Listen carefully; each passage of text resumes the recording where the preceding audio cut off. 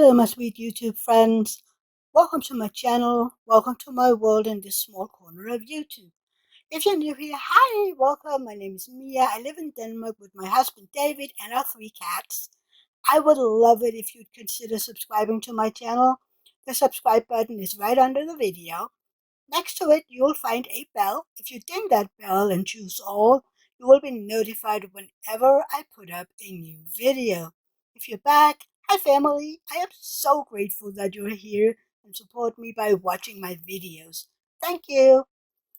The video you are about to watch or most likely to listen to is a part of a series I call Let's Read Together. It basically means that I'm reading you a book from the public domain list. While listening, you can do your own craft like diamond painting, knitting, cross stitch, crochet, and other hobbies. You can also treat it like a podcast and listen while you take a walk, relax on your couch, or do chores around the house. No matter what, I hope you will enjoy this book and don't forget to hit that like button, and I would love it if you would leave me a comment down below. Louisa May Alcott, Little Woman, Chapter 17. Little Faithful. For a week, the amount of virtue in the old house would have supplied the neighborhood. It was really amazing, for everyone seemed in a heavenly frame of mind, and self-denial was all the fashion. Relieved of their first anxiety about their father, the girls insensibly relaxed their praiseworthy efforts a little, and began to fall back into the old ways. They did not forget their motto, but hoping and keeping busy seemed to grow easier, and after such tremendous exertions, they felt that endeavor deserved a holiday, and gave it a good many. Joe caught a bad cold, though, through neglect to cover the scorn head enough, and was ordered to stay at home till she was better, for Aunt March didn't like to hear people read with colds in their heads. Joe liked this, and after an energetic rummage from garret to cellar, subsided on the sofa to nurse her cold with arsenicum and books. Amy found that housework and art did not go well together and returned to her mud pies.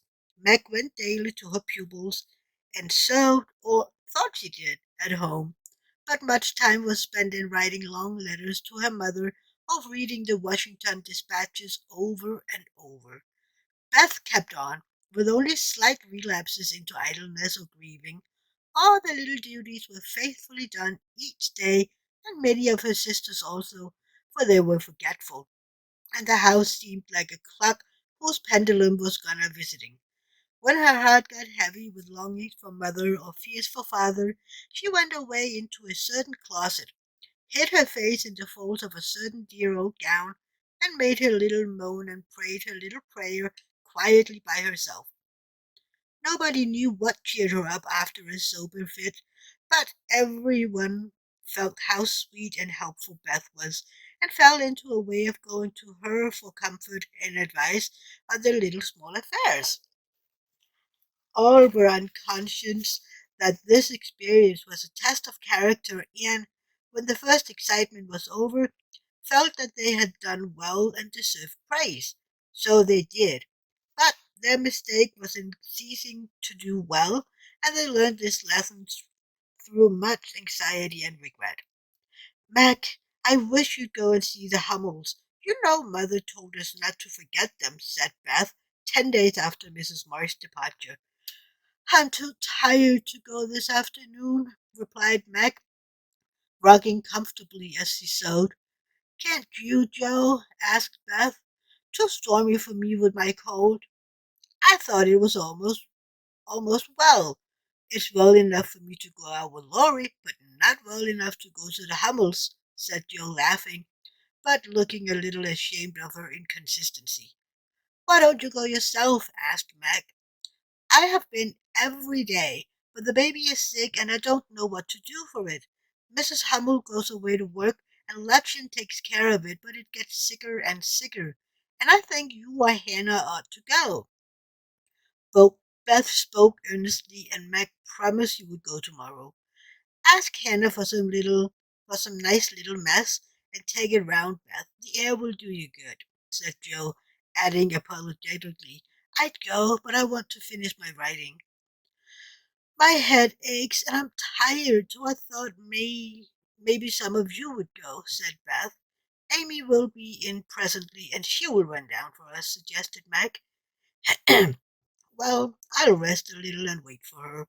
So Beth lay down on the sofa, the others returned to their work, and the Hummels were forgotten. An hour passed. Amy did not come. Meg went to her room to try on a new dress.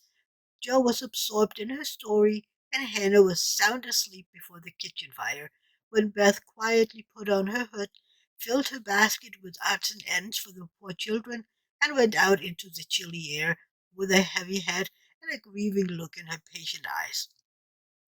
It was late when she came back, and no one saw her creep upstairs and shut herself into her mother's room.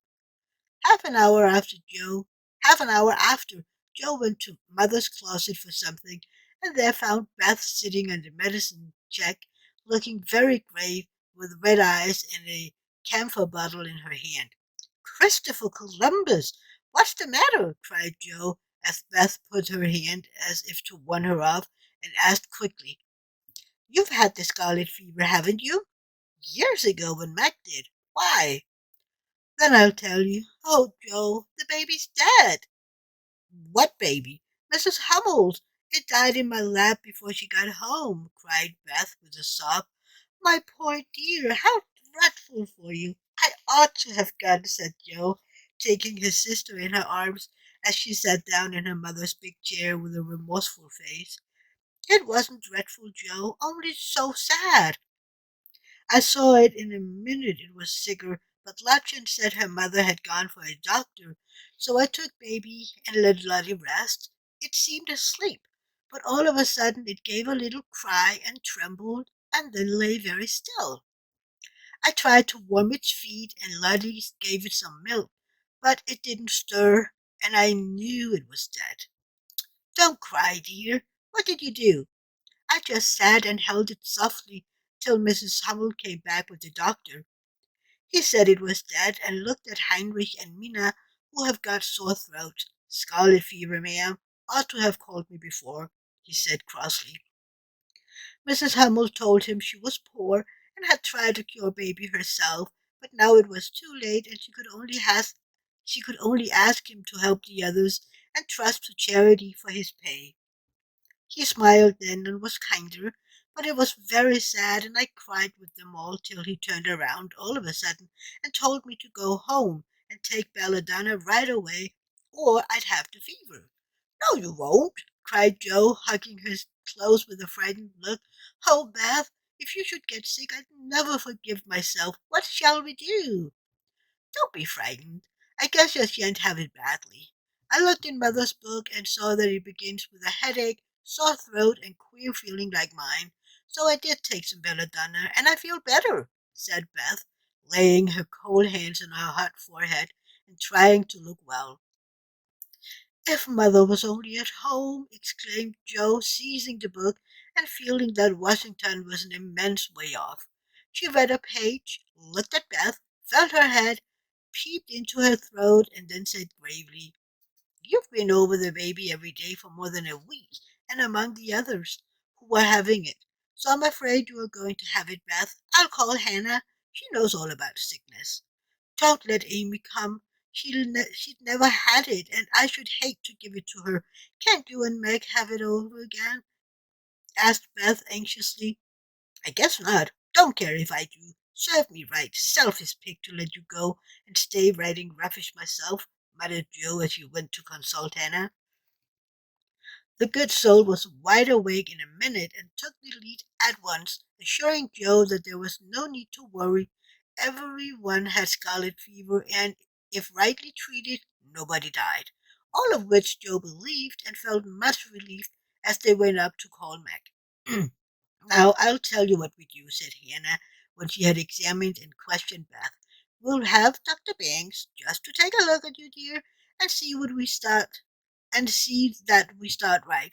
Then we'll send Amy off to Aunt Marsh for a spell to keep her out of harm's way, and one of you girls can stay at home and amuse Beth for a day or two. I shall stay, of course. I'm oldest, began Meg, looking anxious and self-reproachful. I shall, because it's my fault she's sick. I told mother I'd do the errands, and I haven't, said Joe decidedly. Which will you have, Beth? There ain't no need but for one, said Hannah. Joe, please. And Beth leaned her head against her sister with a content look, which effectually settled that point. I'll go and tell Amy, said Meg, feeling a little hurt, yet rather relieved on the whole, for she did not like nursing, and Joe did. Amy rebelled outright and passionately declared that she had rather have the fever than go to Aunt Marsh. Meg reasoned, pleaded, and commanded, all in vain. Amy protested that she would not go, and Meg left her in despair to ask Hannah what should be done. Before she came back, Laurie walked into the parlor to find Amy sobbing with her head in the sofa cushions. She told her story, expecting to be consoled, but Laurie only put his hands in his pockets and walked about the room, whistling softly as he knit his brows in deep thought. Presently he sat down beside her and said in his most wheedlesome tone, now, be a sensible little woman and do as they say. No, don't cry, but hear what a jolly plan I've got. You go to Aunt Marsh, and I'll come and take you out every day, driving or walking, and we'll have capital times. Won't that be better than moping here? I don't wish to present off as if I was in the way, began Amy in an injured voice. Bless your heart, child, it's to keep you well. You don't want to be sick, do you? No, I'm sure I don't, but I dare say I shall be, for I've been with Beth all the time. That is the very reason you ought to go away at once, so you may escape it. Change of air and care will keep you well, I dare say, or if it does not entirely, you will have the fever more likely. I advise you to be off as soon as you can, for scarlet fever is no joke, miss. But it's dull at Aunt Marcia's, and she's so cross, said Amy, looking rather frightened. It won't be dull with me popping in every day to tell you how Beth is, take you out gallivanting. The old lady likes me, and I'll be as sweet as possible to her, so she won't peck at us whatever we do. Will you take me out in the trotting wagon with Puck, on my honor as a gentleman, and come every single day? See if I don't, and bring me back the minute Beth is well, the identical minute, and go to the theatre, truly? A dozen theatres if we may. Well, I guess I will, said Amy slowly. Good girl. Call Meg and tell her you'll give in, said Laurie, with an approving pat which annoyed Amy more than the giving in. Meg and Joe came running down to behold the miracle which had been wrought, and Amy, feeling very precious and self-sacrificing, promised to go if the doctor said Beth was going to be ill. How is the little dear? Asked Laurie, for Beth was his especial pet, and he felt more anxious about her than he'd like to show. She is lying down on mother's bed and feels better. The baby's death troubled her, but I dare say she has only got cold. Hannah says she thinks so, but she looks worried, and that makes me fidgety, answered Meg.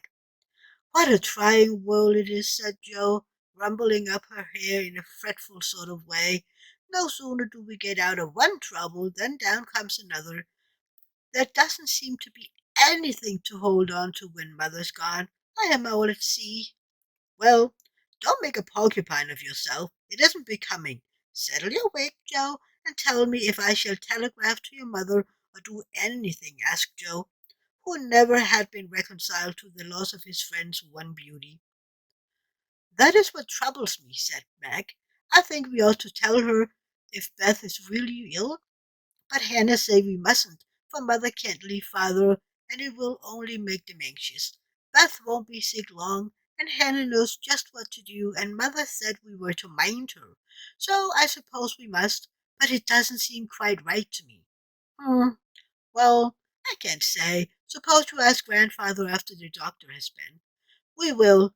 Joe, go and get Dr. Bang at once, commanded Meg. We can't decide anything till he's been. Stay where you are, Joe. I'm errand boy to this establishment, said Laurie, taking up his cap. I'm afraid you were busy, began Meg. Oh no, I've done my lessons for the day. Do you study in vacation time? Asked Joe. I follow the good example of my neighbors set. I follow the good example my neighbors set me, was Laurie's answer as he swung himself out of the room. I have great hopes of my boy, observed Joe, watching him fly over the fences with an approving smile. He does very well, for a boy, was Meg's somewhat ungracious answer, for the subject did not interest her. Dr. Banks came, said Beth had symptoms of the fever, but thought she would have it lightly, though he looked sober over the Hummel story. Amy was ordered off at once, and provided with something to ward off danger, she departed in great state with Joe and Laurie as escort. Aunt Martha received them with her usual hospitality. What do you want now? She asked, looking sharply over her spectacles, while the parrot, sitting on the back of her chair, called out, Go away! No boys allowed here! Laurie retired to the window, and Joe told her story. No more than I expected if you were allowed to go poking about among poor people. Amy can stay and make herself useful if she isn't sick, which I've no doubt she will be. Looks like it now. Don't cry, child. It worries me to hear people sniff. Amy was on the point of crying, but Laurie slyly pulled the parrot's tail, which caused Polly to utter an astonishing croak and call out, Bless my boots! In such a funny way that she laughed instead. What do you hear from your mother? Asked the old lady gruffly. Father's so much better, replied Joe, trying to keep sober. Oh, is he? Well, that won't last long, I fancy. Martian never had any stamina, was the cheerful reply. Ha ha! Never say die. Take a pinch of snuff. Goodbye, squalled Polly, dancing on her perch and clawing at the old lady's cap as Laurie twicked him in the rear. Hold your tongue, you disrespectful old bird. And Joe, you'd better go at once. It isn't proper to be gadding about so late with a rattle-pated boy like, Hold your tongue, you disrespectful old bird, cried Polly, toppling off the chair with a bounce and running to peck the rattle-pated boy, who was shaking with laughter at the last speech. I don't think I can bear it, but I'll try, thought Amy, as she was left alone with Aunt March. Get along, you fright! Screamed Polly, and at that rude speech Amy could not restrain a sniff.